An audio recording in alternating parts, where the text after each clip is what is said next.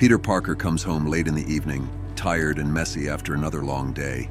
He opens the door expecting the usual quiet dinner, but instead, the lights suddenly flash on and a loud cheer fills the room. "Happy birthday, Peter," echoes from all around. His wife, MJ, and little Annie have organized a special birthday party just for him, inviting his old friends, neighbors, and even a few people from work.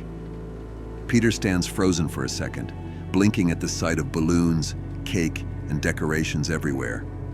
Annie runs toward him laughing, and Peter, filled with joy, bends down to scoop her up into a tight hug, spinning her around as she giggles uncontrollably.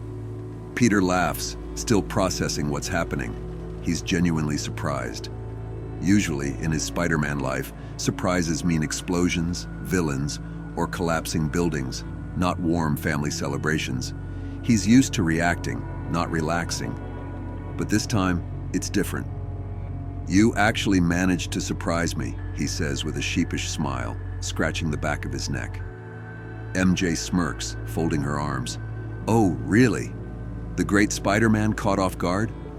"I'll mark this day on the calendar," she says sarcastically, making everyone laugh. Peter blushes a little, pretending to be offended, but it's clear he's enjoying every moment. Even Jonah is at the party, standing near the snacks table with a drink in his hand, loud as always. He can't resist taking a jab at Peter. "Parker, don't party too hard," he shouts across the room. "The news never sleeps, and neither should you." Everyone bursts into laughter again. Peter just grins awkwardly, muttering under his breath about how Jonah never takes a break. Some guests tell Jonah to go easy on him for once and let the guy enjoy his birthday without turning it into a newsroom debate. Jonah rolls his eyes, but of course keeps talking, because that's Jonah. As the evening goes on, the place fills with laughter, music, and the clinking of glasses. People are chatting, sharing old stories, and taking photos.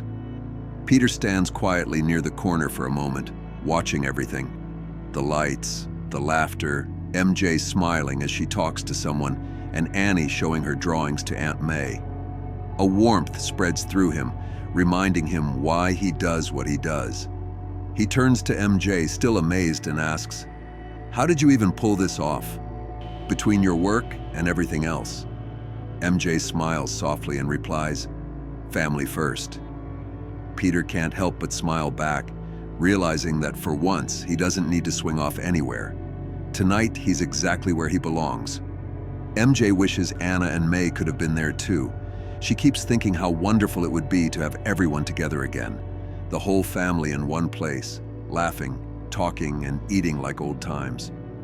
She looks around the room, smiling at everyone. But deep inside, she still feels that small empty space where their presence should be. Meanwhile, Annie, full of excitement and energy, runs around with her little friend near the dessert table, trying to decide which pie to try. The table is covered with pies: blueberry, apple, pumpkin, pecan, and even some strange ones she hasn't seen before, like rhubarb, banana cream, and key lime. She leans forward, squinting at the labels and scratching her head in confusion.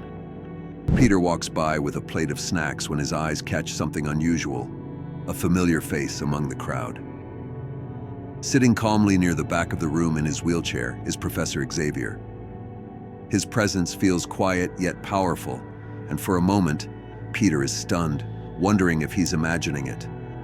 He excuses himself from the group and walks toward him slowly, unsure why the professor is here. "Professor Xavier?" Peter says, half surprised, half curious. Xavier looks up with a calm smile, his eyes holding that knowing look he always has. "Good evening, Peter," Xavier greets in his composed tone, as if he had been expecting this all along. Peter blinks, still trying to process how the leader of the X-Men ended up at his birthday party. "I didn't expect to see you here," he says awkwardly. Xavier smiles faintly and replies, "I tend to appear where I'm needed." He gestures toward an empty seat beside him. "I'd like you to visit my school tomorrow," Xavier continues, his voice low but firm. "There's a proposal I believe you'll want to hear." Peter's face turns thoughtful, curious yet cautious, as he nods slowly, sensing that something big is about to happen again, just when he thought life had finally calmed down. Annie's laughter echoes in the background while MJ talks to the guests, unaware that a new chapter is quietly happening right in their living room. The next day, Peter, MJ, and Annie swing their way to the Xavier School for Gifted Youngsters. As they land near the front gate, Professor Xavier is already there, waiting outside with his calm smile. He welcomes all three of them warmly, introducing them to his beautiful school. Standing beside him are Wolverine and Jean. Xavier explains that Jean and Wolverine, who is also Jean's husband, are the co-directors of education at the school. He then introduces them to Wolverine and Jean's daughter, Kate, who everyone calls Shine. The moment Shine sees Spider-Man's family, she gets excited. She rushes toward Annie, and the two instantly click. It looks like Annie has found herself a new friend. Xavier then calls Jubilee and asks her to take Spiderling, Annie, and Shine for a tour while he talks to the adults. Kate happily holds Annie's hand as they walk away with Jubilee, chatting and laughing. As they stroll through the school grounds, Annie notices how much the kids like her. Out of curiosity, she asks Jubilee if Kate's parents might ever let her babysit Shine sometime. Jubilee smiles and says, "You'll probably spend a lot of time together if things work out." Annie tilts her head, confused by what she means. Jubilee explains that Professor X wants Annie's parents to send her to this school. Annie looks surprised and says she already has a school of her own. But when Jubilee calls Annie's school ordinary, Annie's mood changes instantly. She defends her friends, insisting they're not ordinary at all, they're extraordinary. Jubilee tries to explain gently, saying that ordinary people are often scared of kids with powers. She tells Annie that Professor Xavier has spent years trying to change people's minds, but so far, nothing's truly changed. "This school is the best place for kids like you and Shine," she says. Annie gets angry, refusing to believe it. She insists she doesn't need a special school. Her frustration builds until suddenly, she collapses to the ground. Jubilee kneels beside her in shock, calling her name. Meanwhile, inside the mansion, Professor X sits with Peter and MJ, explaining his proposal. When MJ learns that he wants Annie to study here, she immediately says no. She doesn't want her daughter sent away to some private school for special kids. Peter asks her to at least hear the professor out. Xavier speaks calmly, saying his school could be a safe haven for a child like Annie, a place where she can grow and develop among others who share her unique abilities. MJ crosses her arms and says firmly that Annie isn't a mutant, she's a kid with superpowers. Logan, in his rough tone, replies, "That's the definition of a mutant." He points out that Peter and MJ have been hiding Annie's powers, afraid of how the world might react if the truth ever got out. "They'll see your sweet kid as a freak," he says bluntly. Jean, being a mother herself, steps forward gently. She tells MJ she understands how hard this is, but this school is the best and safest option for Annie until the world changes its perception of people like her. Peter nods, trying to make MJ understand that they're right. They need to protect their daughter. But MJ's anger bursts out. She says sending Annie here would lock her away from her friends, family, and grandparents. "It's me who can give her a normal life, not you," she yells, standing up from the sofa. Then, without waiting for anyone's response, she storms out. Peter tries to stop her, but Xavier raises a hand and says softly, "Let her go, Peter. She just needs time to process this." Outside, Annie slowly gets back on her feet. She tells Jubilee she's okay now. It's just her spider sense acting weird sometimes. Curious, Jubilee asks what she means by weird. Annie explains that sometimes she sees visions, things that haven't happened yet. She hasn't told her parents because she's afraid they'll freak out. Jubilee tells her she should tell them. But before Annie can reply, a loud noise startles them. Beast suddenly drops down from a nearby tree, landing in front of them and scaring them half to death. Annie and Kate scream as Beast chuckles, apologizing for the scare. He asks Jubilee why Annie seems so distressed, but before anyone can answer, an energy blast hits Beast, knocking him back. Magneto and his team appear from the shadows. Beast quickly gets to his feet and steps in front of the kids, shielding them. Magneto apologizes to the children for what they're about to see. "My war isn't with you, he says calmly. I'm trying to save children like you. One day, you'll understand and thank me. Back inside the mansion, MJ stands by a window, looking out at the school grounds. She sees children laughing, playing, and learning freely.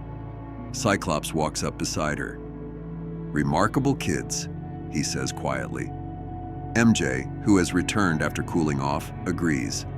Cyclops introduces himself as Scott Summers, saying he teaches ethics in human-mutant relations. He tells MJ that this school really is the best place for her daughter. MJ looks at him carefully and asks if Professor X sent him to convince her. Scott shakes his head. I haven't been Charles's errand boy for a long time, he says. That surprises MJ, since everyone she's met here seems to treat Xavier like some kind of god. But Scott continues, saying, he's human, like all of us. And his flaw is that he often overestimates his own good intentions.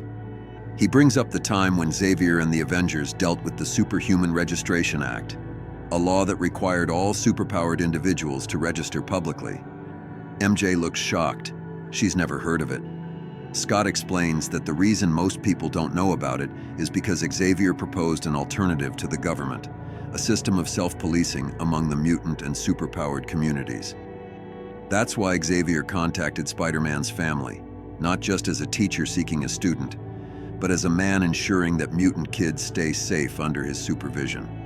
Scott then adds quietly that Xavier's decision came with a heavy price.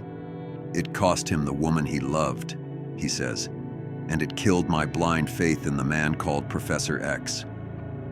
Back in the room, Peter is still with Charles Xavier, Wolverine, and Jing. Through the glass window, Charles notices MJ outside, talking with Cyclops. He sighs quietly, thinking he might have made a poor impression on her. Turning back to Peter, the professor suggests that he go home with his family and take some time to think. No need to rush the decision, Charles says calmly. Jean agrees, nodding gently. Peter sits in silence for a moment, staring at the floor. He admits that he understands how the X-Men feel. I had a rough time in school myself, he says. If Annie ever feels the same way I did, then I... Before he can finish, Peter suddenly stiffens. His spider sense flares violently, and his eyes widen. His body jerks out of control, and before anyone can react, a powerful wave of psychic energy bursts through the room. Jean gasps, clutching her head. Cerebro, she whispers weakly before collapsing. Within seconds, everyone in the room, Jean, Wolverine, Xavier, falls unconscious one by one. Meanwhile, deep beneath the mansion, inside the heavily guarded vault that houses Cerebro, Magneto stands surrounded by glowing machinery. The massive device hums with telepathic energy, its circuits sparking like lightning. Cerebro, Charles Xavier's most powerful creation, was designed to enhance telepathic abilities, allowing its user to connect with every mutant mind on Earth. Now, Magneto stands in front of it, his cape rippling, his eyes fixed on the glowing sphere at its center. Beside him are Annie and Kate, both frightened and confused. Magneto turns toward them and speaks with a calm yet commanding tone. He explains that through Cerebro, Charles subtly influences the future of mutant kind, guiding those who represent the next step in evolution. Magneto's voice echoes through the chamber. He could have controlled minds outright, he says. He could have imposed his will on all of us through this device. But instead, he chose a slower, quieter method to shape the question that truly matters. Who will survive? Before Magneto can say more, Jubilee rushes into the room, shouting at him to stay away from the kids. Annie's face lights up with relief at the sight of her, but her relief fades quickly when Magneto smirks and says, "She's my ally." Annie's eyes widen in shock. Magneto continues, "Through Jubilee, I gained access to Cerebro, and whoever controls Cerebro controls the future." Back in Xavier's office, everyone remains unconscious. The door creaks open, and Miss Mistress steps in, whistling to herself as she surveys the room full of fallen heroes. She kneels beside Wolverine, grinning. But as she leans closer, she notices something strange. His mouth is covered with thick spider webbing. Before she can react, Wolverine's eyes snap open and his claws shoot out. He lunges at her with a snarl. Before Wolverine can go too far, Spider-Man grabs his arm. "Easy, Logan," he says quickly. "Let's keep the bloodshed to a minimum. I don't want to make a bad impression on potential students and parents." Wolverine growls but lowers his claws. Seeing Miss Mistress here makes them both realize Magneto must be involved. Peter's heart tightens with worry. His family's out there. Wolverine nods and leads him toward the corridor where they think the others might be. Outside, MJ and Cyclops are still talking, unaware of what's happening inside. They continue their conversation about Professor X's past decisions. MJ asks if Xavier's choice to align with the Avengers cost him the woman Cyclops loved. Scott's expression hardens. He explains that Jean didn't trust herself after experiencing the destructive temptation of absolute power. She feared the darkness within her was too dangerous and needed outside control. "We fell apart," he admits quietly. Logan picked up the pieces. MJ looks down, feeling sorry for him. Before they can say more, a plume of smoke rises from the mansion. Cyclops and MJ exchange a look. Something's wrong. They rush toward the building, but before they can enter, a massive figure crashes through the door.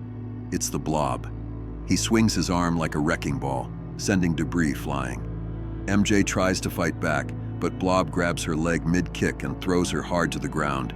Cyclops blasts him with a powerful optic beam, shouting for MJ to get clear. Down in Cerebro's chamber, Magneto activates the device. The room glows with intense light as he begins channeling Xavier's technology to reach the minds of every mutant on Earth. Jubilee stares in disbelief. "But without a telepath, how can you do that?" she asks. A cold, sharp voice answers from behind. "He has one. It's Emma Frost." She steps out of the shadows, her eyes glowing pale blue. Emma Frost, the ruthless telepath and the new queen of the Hellfire Club, walks forward with a smirk. Jubilee stares in horror. "She's not an ally, she's an enemy," she shouts. Magneto calmly replies, "The enemy of my enemy is my friend." In war, as in politics, alliances are built on goals, not morals. Annie looks up at Jubilee and says firmly, "These are bad guys. Why are you helping them?" Jubilee hesitates, guilt flickering in her eyes. She tells Annie she's tired of waiting for things to get better. Professor Xavier promised change, but nothing changes. People still hate us. We're still hiding who we are. Magneto will fix that. And if people get hurt, maybe that's the price we have to pay. Annie steps back, terrified, not just for herself, but for her parents and Kate's family. Meanwhile, Peter, Wolverine, Cyclops, and MJ are all fighting Magneto's allies throughout the mansion, trying desperately to find each other and save the children. Annie looks at Jubilee and says softly, "If you think you're grown up, then you're not." She tells her how when she was younger, she always wanted everything right away. Her parents told her to be patient, that some things take time. She used to hate waiting, but now she understands they were right. "I'm glad I waited," Annie says. "Now they help me and I help them." Maybe the professor is right too, and if he's not right, then we're all wrong. Before Jubilee can answer, Kate starts crying. Suddenly, her body begins to glow, her shine growing brighter and brighter. The light fills the entire room, blinding everyone. Magneto and Emma shield their eyes as the chamber shakes. When the light finally fades, Jubilee gasps and looks around. The room is silent. Both Kate and Annie have vanished. Magneto orders Jubilee to find Katie and Annie, and if necessary, in his cold, villainous tone, he tells her to kill them. Annie holds Katie tight and uses her webs to pull them both up to the roof. She promises Katie that she won't let anyone hurt her. Moving through the roof vents, Annie asks her to stay quiet as they sneak around. Meanwhile, Spider-Man and Wolverine are running through the halls toward the danger room, also known as Cerebro. Peter looks around surprised and jokes about how strange it is that a school for kids has a place called the Danger Room. Wolverine grumbles, telling him to stop whining and keep moving. They soon run into Jubilee. When Peter asks about Katie and Annie, Jubilee suddenly attacks them. Seeing her father under attack, Spiderling, Annie, jumps out of the vent in anger and goes after Jubilee, calling her a liar for hurting her friends. Wolverine rushes forward and scoops up Annie in his arms, stopping her before she gets hurt. Jubilee steps back, realizing what she's done, and apologizes to Logan. But Logan is furious. He tells her she turned her back on the people who gave her a home and trusted her. Jubilee says she has her reasons, but she's still sorry. She believes mutant kind can't go on like this anymore. They need change. Logan replies that change takes time, that it can't be forced overnight, and if you side with Magneto's Brotherhood, you're not bringing change. You're starting a revolution. And the only thing that's for sure in a revolution, he says, is that people die. Jubilee lowers her head, full of regret. At that moment, Cyclops and MJ arrive, and Peter finally reunites with his family. But suddenly, every mutant around them clutches their head. The same psychic pain that knocked out Professor X and Jean earlier hits everyone again. The X-Men begin to collapse. Peter remembers that Wolverine was leading him to Cerebro before, and now he knows that's where they need to go. Annie helps her parents get there, and while they run, Peter admits to MJ that maybe she was right. Maybe this school isn't the best place for their daughter, but MJ surprises him. She says she's changed her mind. After seeing how the kids here protect each other, she believes this school is exactly where Annie belongs. When they reach Cerebro, Annie spots Magneto and Emma Frost working together. Emma tells Eric to handle the annoying spiders, since she can't control every mutant mind and fight Spider-Man at the same time. Magneto nods and launches his attack. Peter quickly tells MJ and Annie to get out of there while he deals with Frost. Annie refuses, insisting she can help, but Peter snaps. He tells her to listen to her father just once. He's tired of being ignored. As he turns, he suddenly realizes MJ is gone. Annie tries to tell him that her mom is already down there, fighting Magneto and Frost herself. MJ surprises them all by ambushing both villains. She's fearless and quick, reminding Peter once again just how amazing she really is. Not long after the fight ends, Professor X regains consciousness and imprisons Magneto and his allies in the raft. Jean tells him to keep Jubilee separate. She doesn't belong with them. Cyclops predicts that the professor won't keep her locked away for long, though. He knows she'll be back. Peter is surprised at how forgiving the X-Men are after everything Jubilee did. But Charles believes that no one is beyond forgiveness. He says there's darkness inside everyone, and that's exactly why this school exists, not just to teach powers, but to teach hope. Jean agrees, explaining that the professor doesn't just build heroes, he helps them find light in their darkness. Wolverine grins and asks Annie if they'll see her at the school next year. But MJ and Peter still haven't decided. For now, they'll wait until things calm down before making that choice. Later that night in Central Park South, inside a luxurious Manhattan penthouse, Miss Allen, Norman Osborn's ex-wife, sits alone, watching footage on her tablet. It's a blurry video from the Regent site, showing Annie fighting Mole Man. Behind her stands Miss January, arms folded, her tone full of concern. Little Norman seems particularly interested in that girl, she says quietly. And his interest in Spider-Man keeps growing. Miss Allen doesn't respond at first, lost in thought as she stares at Annie's face on the screen, her reflection merging with the image. Miss January breaks the silence again. You should interfere before it's too late. Miss Allen finally looks away. Her eyes shift to a photo frame on the side table, a picture of young Norman smiling, back when life was simple. She studies it for a long moment. Physically, he's just a child, she says softly, and my son. Her voice grows colder. But legally, he's an adult now, independent. The room falls silent except for the faint hum of city traffic outside. Then she turns toward a glass container sitting nearby. Inside it swirls a living, breathing black substance, the symbiote. Her hand trembles slightly as she picks it up, watching the liquid twist like it's alive. If the world wants to come for him, she whispers, gripping the container tightly, then I'll defend my son at any cost. The symbiote pulses in response, as if it can hear her.